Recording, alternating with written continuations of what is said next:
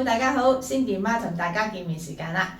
嗱，今次咧就真係開始就教勾針嘅第一課起針。點樣起針咧？就喺個片裏邊就慢慢教大家起針，同埋織第一行係點樣織法嘅。咁俾心機啲睇啦。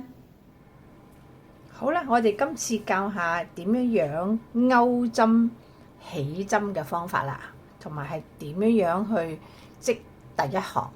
咁大家留意下啦，即係初學嘅小朋友就可以大家一齊睇啦。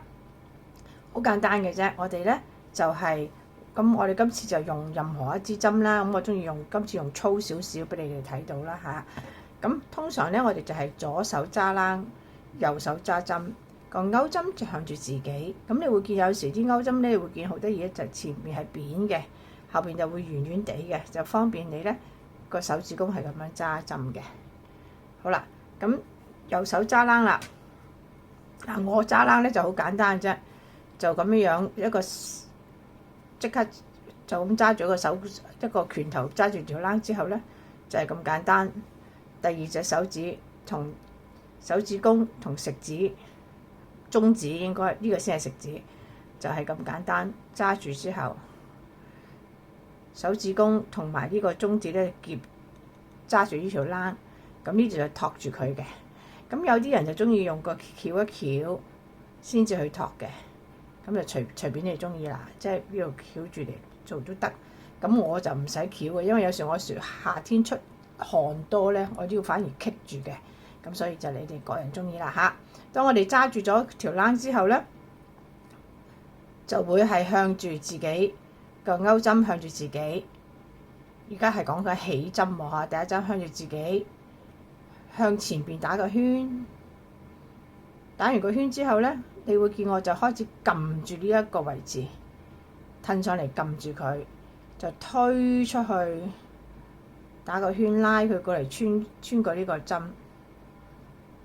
做多次嚇，打個圈之後咧 ，hold 住呢度，推出去拉過嚟。好啦，圈住之後咧，我就索一索住佢。咁呢個咧就係第一針，唔計數嘅。呢個係只係縮住第一針嘅啫。好啦，而家開始咧，我哋通常起針勾針起針就叫做鎖針，亦都好似叫織邊仔咁樣嘅。咁我哋就做啦，推出去拉過嚟。穿過去，再推出去，拉過嚟，穿過去，推出去，拉過嚟，穿過去。嗱，好啦，咁呢個咧就變咗好似一個一個邊仔咁樣樣。嗱，我教你留意住一個巧妙，好多人咧就中意咧係咁樣，係咁拉啊拉啊拉，咁變咗咧，我哋熟嘅就還可以。不停咁織，但係你會發覺原來你咁樣不停咁織，咁點算啊？冇可能咁樣條揈將個鎖針一路推啊嘛。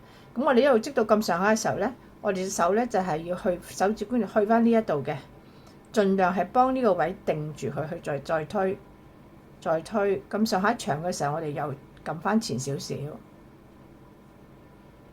OK， 就咁啦，記住。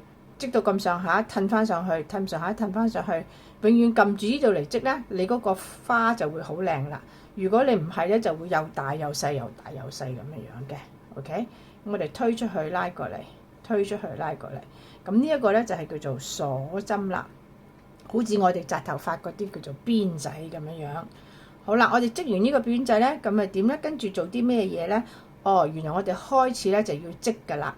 如果你織短針咧，織短針嚇，咁我哋就會喺呢一度加一針，加針之後咧，我就喺翻前邊呢一針就開始做一個短針啦，隨即就篤落去，篤落去邊度咧？有陣時係我哋叫做有一條咧係單邊，通常一般都係織單邊，篤落去拉上嚟，咁呢個就叫做短針。再篤落去第二個啦，就篤落去拉上嚟，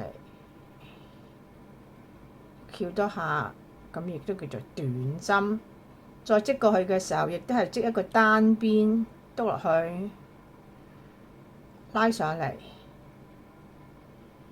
之後咧翹晒兩下，咁呢個真係短針。咁我呢個最主要就係話俾你聽咧，我起完針之後我哋織咩咧？原來你發覺我哋織每一行嘅時候咧，呢一度咧織一個邊仔第一行咧，我哋通常係會織喺啲篤喺邊個位置啦。通常我哋會織喺第一個方法就係喺第一條邊，一條邊。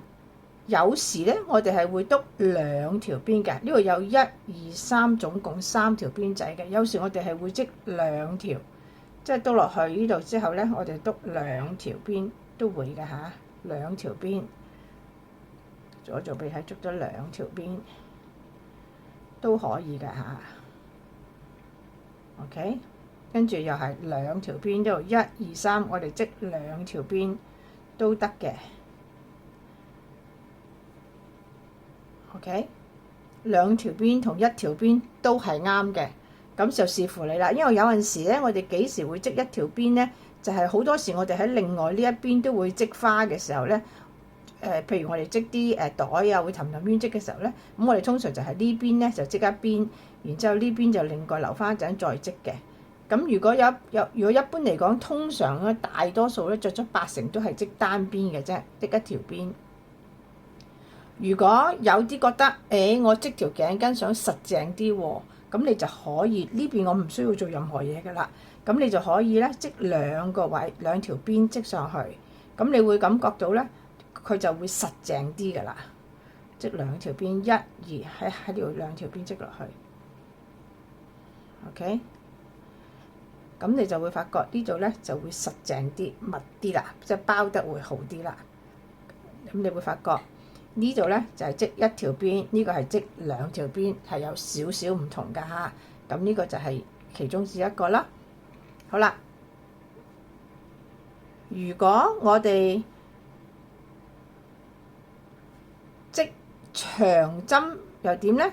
嗱，呢啲通常都係咁噶啦。我哋起完鎖針之後咧，有時係織短針開始嘅，有時就織長針開始嘅。記住，短針開始咧，我哋上去嘅時候咧，一個鎖針咧就代表一個短針嘅高度啦。咁啊，既然呢度上咗之後咧，我哋就所以可以喺隔離呢度咧就可以織一針嘅啦。咁就上咗去噶啦，跟住又再隔離單一邊織一針，單一邊織一個，咁樣咧就叫做第一行噶啦。單一邊 ，OK， 呢個係單一邊嘅，跟住有兩邊嘅1、2就喺呢度篤落去啦，一樣嘅咋嚇？呢度兩邊都可以嘅，呢個織兩條邊 ，OK。就係咁樣啦。好啦，咁如果我哋織轉長針又點去數嘅咧？哦，原來係咁嘅。我哋織完之後咧，如果我哋第一行係織長針嘅話咧，我哋就原來會計翻啦。我哋係要織3個鎖針，就代表1個長針喎。1、2、3。好啦，咁呢個係一個長針啊嘛。咁但係而家我哋織過嚟嘅時候，呢度係加俾佢嘅，咁係咪隨即織喺隔離咧？係不是喎，因為我哋轉彎嘅時候，呢度有一個定點嘅，呢個叫做1點，然之後咧，即係好似一個角位，喺一個角位嘅上邊加3個鎖針嘅啫。所以如果我織呢個代表1針，喺隔離呢度，我哋再織嘅時候先至喺再過1針，即是話我要倒數翻第2針。先至織個長針俾佢，咁先至啱嘅。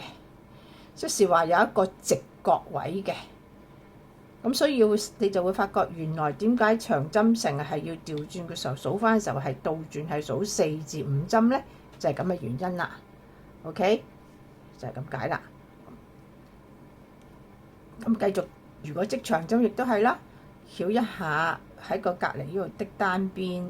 嗱，我哋今次咧最主要咧就係教起針，就不是話教你織長針啊咩嘢，我只係話俾你聽，起完針之後咧點樣去織翻轉頭去織邊個位置係咁解啫。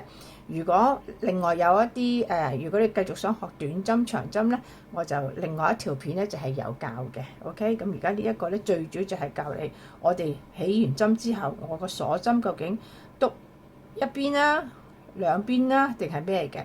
好啦，最後一個教啦，最後一個就係叫做識完個鎖針之後咧，原來你會發覺反轉佢咧，就有一粒一粒我哋叫做山喺後邊，呢度有一粒一粒咁樣嘅。咁有時咧，原來我哋織嘢嘅時候咧，都會係將佢，譬如我而家係織一個嘅短針咁樣啦，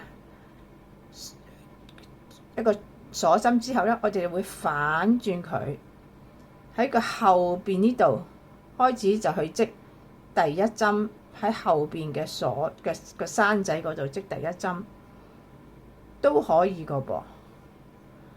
OK， 咁呢度又係啦，喺後邊都落去，喺後邊呢度有一粒的嘅，我哋叫做山仔都落去。咁咧，你會發覺咁樣織法咧，個底就好靚嘅，有條邊仔出翻嚟嘅，清楚嘛？咁呢個就係起針之後嘅點樣去織第一行咁解嘅啫。有3個方法嘅，我哋重溫一下啦。如果我哋織完個鎖針，起完針之後，首先我哋可以篤喺第一條線去織又得，呢個第一個方法。第二個方法，我哋係織2條線嘅又得。呢個係第二個方法，穿落去2條線。第3個方法就係反轉佢，篤落去呢個山裏邊去織嘅，亦都可以織落呢個山嗰度去織，亦都可以。好啦，咁即係話呢一次我哋只係教起針同埋第一針第一行，我哋究竟織落去邊個位置咁。先學呢個起步先，之後短針長針咧，你就睇另外一個視頻啦。好啦，喺呢個時候咧，我就介紹一下一本書。通常咧，初學者嘅時候咧，你哋咧都可以去買一本新入門嘅書。嗱，我呢本書咧雖然都好耐，我知道而家市面有啲新嘅都仲有好多嘅。呢個我就係以前喺台灣嘅時候見到嘅。咁嗰陣時亦都係俾新學嘅朋友仔一齊去睇嘅，佢裏邊好好嘅，有好多圖畫教晒你嗰個手勢點樣做啦，同埋跟住佢會話俾你聽第一條線點樣做，邊個叫邊仔點樣轉彎，同埋呢度亦頭先我教咗你嘅起短針可以篤喺邊度啦，長針讀喺邊度咧？第幾一針開始係織第一行啦。咁呢啲咧就係好清楚嘅圖文並茂教埋你去睇嘅。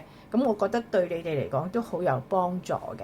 咁所以咧，你哋不妨都可以去一啲呢啲一般嚟講好似係書局都有得買嘅。因為呢本書就台灣嘅。咁有陣時日本都有啦，即係你揾基礎嘅就有啦。咁佢都會寫住新手自學鈎針編織入門，通常你揾入門鈎針入門咧，就有呢啲好多呢啲嘅選擇嘅。我只係提供其中嘅一本，話俾你哋聽咧，你可以如果新學嘅話咧，可以試下去買一本就夠㗎啦。OK。如果你覺得唔需要啦，我睇你嘅視頻都得啦，咁我梗係最開心啦，咁就慳翻啲錢啦，唔使買書啦，係咪？就係睇住我去學啦。